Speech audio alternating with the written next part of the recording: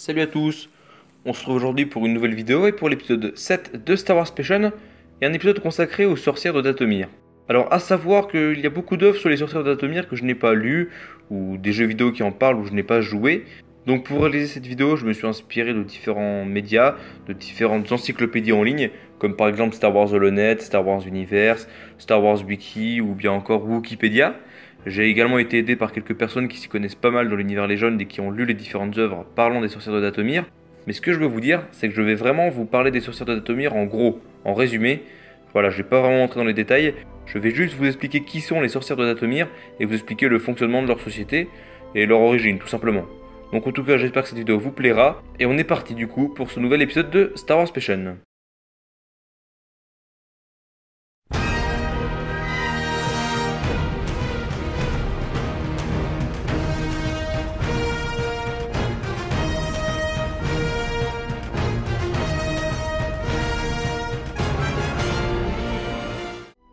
Aux environs de 600 avant la bataille de Yavin, une Jedi du nom d'Alia arriva sur la planète Dathomir afin d'y méditer dans la solitude, après avoir été exilée par le Conseil Jedi.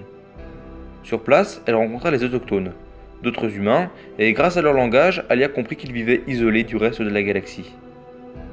Il faut dire qu'en réalité, la planète avait souvent servi de centre pénitentiaire pour la République.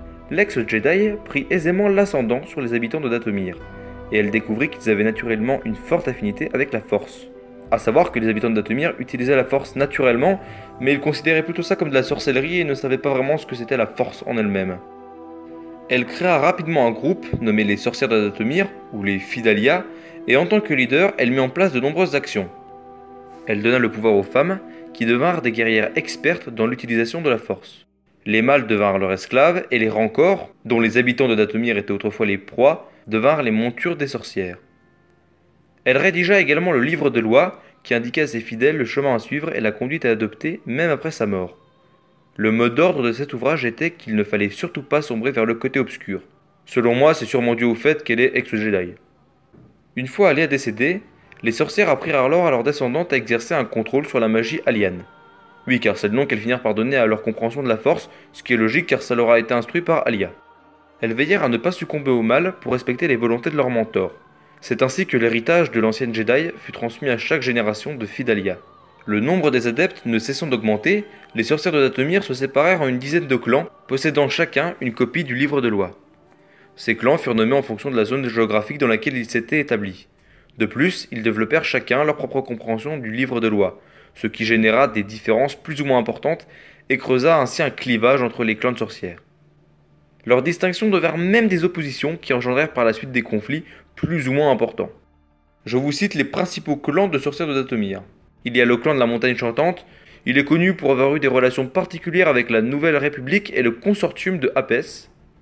Le clan de la rivière folle. Le clan des chutes brumeuses. Le clan des collines rouges. Le clan de la rivière rêveuse. Le clan du Grand Canyon. Et le clan des sœurs de la nuit. Ce dernier avait la particularité d'avoir sombré vers le côté obscur. Alors maintenant, on va parler un peu de la vie des clans. Les clans vivaient près ou sur les lieux dont leur nom était originaire, et ils étaient dirigés par le membre féminin le plus âgé. En tant que guerrières, les sorcières s'entraînaient chaque jour à l'art de la guerre. Elles utilisaient à la fois leur force physique et la force. Au niveau du style vestimentaire, elles étaient vêtues d'armure en peau de lézard et avaient des coiffures élaborées. Elles étaient aussi parfois pourvues d'un casque. Elles avaient une excellente condition physique et se servaient de la force de façon magique en invoquant des formules ancestrales pour recourir à leur pouvoir. Un chant ou un ensemble de mots spécifiques était entonné au combat pour obtenir l'effet de force souhaité. Alors à savoir que les différents clans étaient dépourvus de technologie et surtout de moyens de transport. Le manque de vaisseaux leur permettant de voyager dans l'espace était particulièrement pénible car elles n'ont pas pu se répandre dans la galaxie comme elles le souhaitaient. Maintenant on va parler un petit peu des mâles. Suite à l'esclavagisme, les mâles étaient utilisés pour le travail pénible. Ils étaient fréquemment chassés et capturés par les femmes des autres clans pour servir de support génétique à leur reproduction. Lorsqu'une sorcière accouchait, si l'enfant était un mâle, il devenait lui-même esclave. Si c'était une femelle, elle devenait une sorcière, elle rejoignait la sororité et était élevée dans le culte de la force. A noter qu'un mâle pouvait retrouver sa liberté s'il sauvait une sorcière de la mort.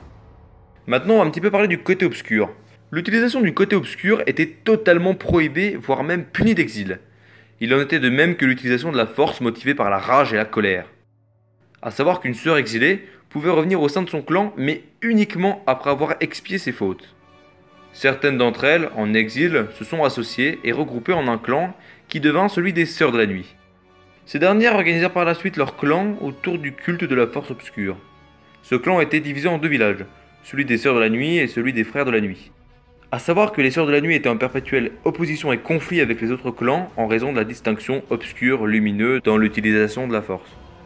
Donc voilà, cet épisode 7 de Star Wars Passion est déjà terminé. Il aura été assez court celui-là. Je vous retrouve assez rapidement pour l'épisode 8 de Star Wars Passion qui sera consacré à, devinez qui, aux Sœurs de la Nuit. Et oui, il y aura une suite du coup à cet épisode 7. Et cette suite arrivera d'ici 2 semaines, je pense. Faut encore que je finisse l'écriture de cet épisode 8. J'ai déjà bien avancé sur l'écriture, mais en tout cas, je vous proposerai donc cet épisode 8 sur les Sœurs de la Nuit dans 2 semaines environ.